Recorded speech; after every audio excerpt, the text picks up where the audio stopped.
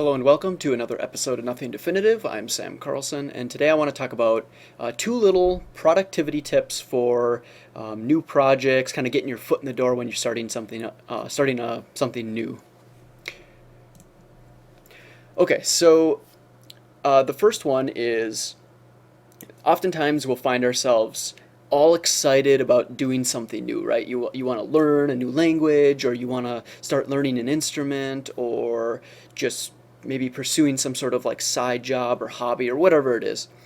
And for like the first couple weeks, we're all excited and we're doing it and we're having a good time, and then we run into an obstacle or a wall, and it's basically something in life that happened that pulls us away from it, or maybe we just got bored, or we found something new and got excited about it and kind of left the old thing behind.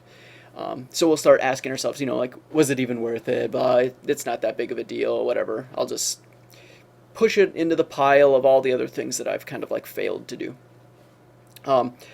This sort of behavior says a few things that I think we can get a little knowledge from. So first is that we should be researching projects.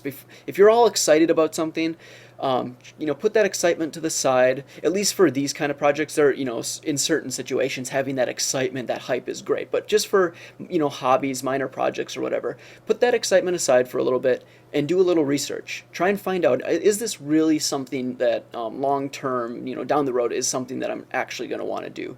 What are the implications? What's the benefits of doing it? And just kind of get a feel for it. The next thing is allow yourself, and I think I've said this before, allow yourself like 7 days to just think about it. What you'll find is that for the first couple of days, you'll be all excited, maybe like doing all these things, kind of prepping up for it. And then 7 days later, you'll kind of re-enter this realistic mindset, the way that you think most days of the year. And after 7 days, you'll have a really good idea of whether this project, this thing that you want to do, is actually worth it, is something that you'll stick with or follow through. But, okay, so those are two little tips there. But let's say that you do what you normally do. You start this new project and you fail, okay? So it's 2 weeks later, you've stopped doing it. And then 3 or 4 weeks later, you realize, oh, I totally failed at doing that project, okay? And now you have a bunch of free time all of a sudden, or you're bored or whatever, and you think about it and you're like, oh, that project, I should have kept up with it. Just think, man, it's been like 2 months since I started it. If I would have stuck through it for these 2 months, I'd be so good at, speaking this new language or playing guitar or whatever. And you'll feel all disappointed, but ultimately you'll just be like, well, whatever, it's not that big of a deal. It's not like, it's not like I'm going to lose my job or whatever. It's just something that I just didn't do. Okay. So that's kind of like what I think most people normally do. They just shrug it off, and then they go back to life and they just do what they normally do. Instead of doing that, and this is the main point I want to make, is when that thought comes into your head, like, oh, I should have kept doing that, stop. Put that thought to the side, or actually throw it away, and just do that activity. It doesn't matter if you should have been doing it. Just do it again, because that is a mini accomplishment. It's like this, even if, like, say you started learning that language and you did it for like a week or two, and then you had this like 3-4 week break, just do it again. It doesn't matter if you forgot all the words and all that stuff. Just do it again, because what you'll find is that you'll probably still have some remnants of the memories of that'll come back. Even if it's months later, it's still better, because you're still putting a little bit of knowledge in your head, and you're still having this mini accomplishment, which is it's better than just completely failing at it.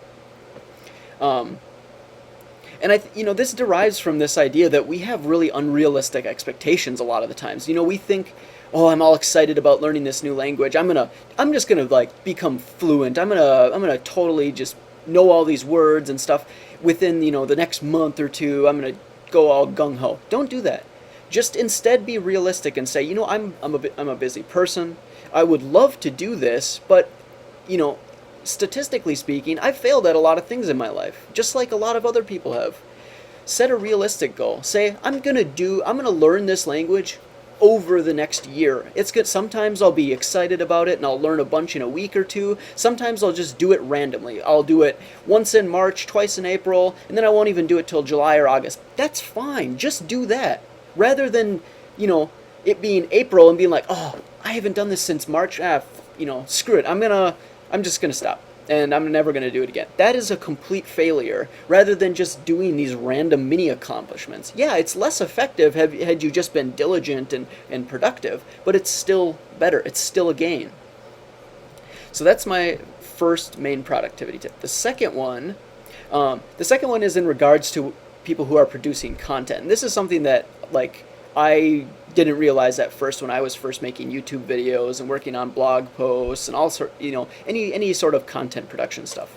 I was really, really concerned with producing not only consistent content but high quality content. I was always freaked out that if I upload YouTube videos or publish blog posts and they're not perfect, they're not super, well thought out, perfectly scripted, eloquent and all that, then, it's not worth it. But what I found is that if you have that kind of thinking and you've never done this stuff before, because I hadn't really done this stuff, you will just never do it. And that's what I found. I would have all these ideas that I would just never do. And because I wanted them to be perfect. So I would just push it off, because I would be trying to make it perfect. And that's just not going to happen. You start producing really quality content when you have experience, when you've done it over and over and over again, and it becomes fluent, So focus on producing a quantity. Focus on having a routine, doing something consistent. Upload.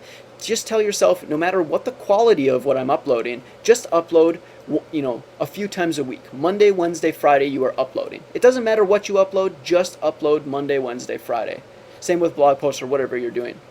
And then once you get that routine, once you get really comfortable just constantly uploading, first of all, you'll start learning lots of new and interesting things. You'll learn how, what works and what doesn't.